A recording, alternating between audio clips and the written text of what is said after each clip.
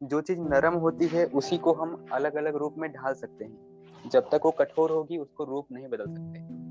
जैसे मिट्टी अगर नरम हो तो उसको बदल सकते हैं, अगर मिट्टी पक जाए, कठोर हो जाए, मिट्टी की ईंट बन जाए, हाथ नीचे कंधा ढीला, तो फिर उसको हम चेंज नहीं कर पाएंगे, उसको नरम होना होगा। वैसे ही बॉडी को नरम करें पहले। जब शरीर एकदम नरम हो जाएगा, स्टिफनेस खत्म हो जाएगी, तो शरीर को जिस रूप में चाहेंगे चेंज कर पाएंगे। इसीलिए योगियों का शरीर फ्लेक्सिबल होता है। अब यहाँ से इतना अभ्यास किया, क्या करेंगे आगे? आगे थोड़ा सा अभ्यास करेंगे। देखिए, ज्यादा अभ्यास का मतलब नहीं है, होश पूर्वक कितना अभ्यास है इसका मतलब है। भोजन पे, मन पे, हर चीज पे काबू पाना है।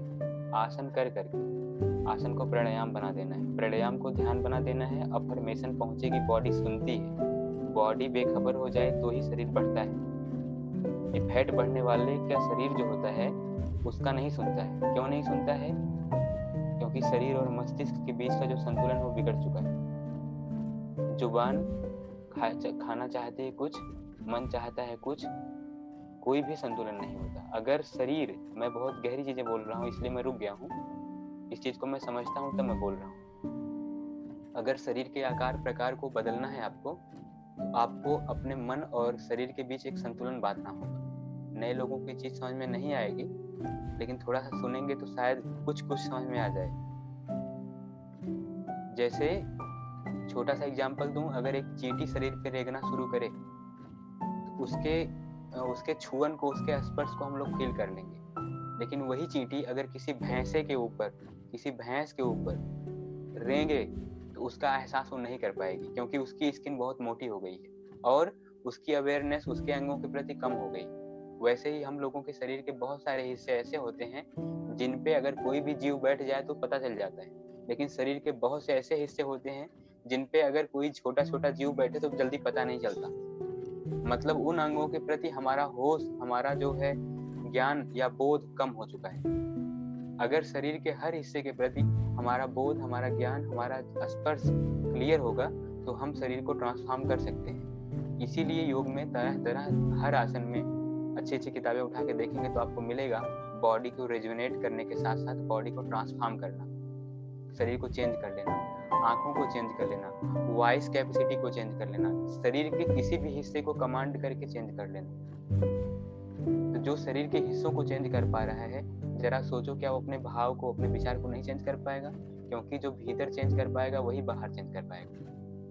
यही सिद्धांत श्री राम शर्मा आचार्य पंडित जी ने फैलाया और उन्होंने लिखा कि तुम बदलोगे जग बदलेगा, तुम सुधरोगे जग सुधरेगा।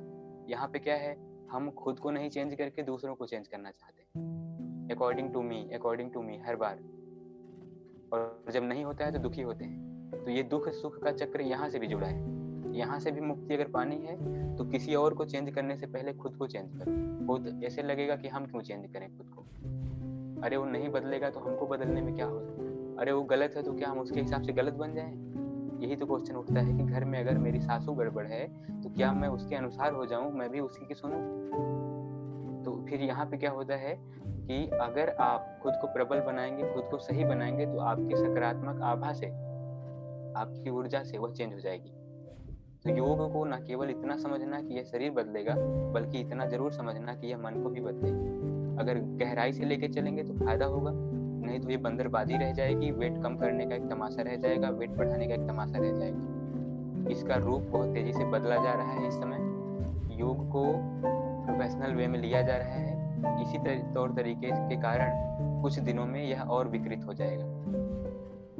तो योग के जो विभिन्न स्कूल हैं, जो विभिन्न प्रथाएं हैं, जो विभिन्न स्टूडेंट हैं, 10 दिन सीख करके सिखाने वाले लोग हैं, यही लोग योग के रूप को बदल रहे हैं।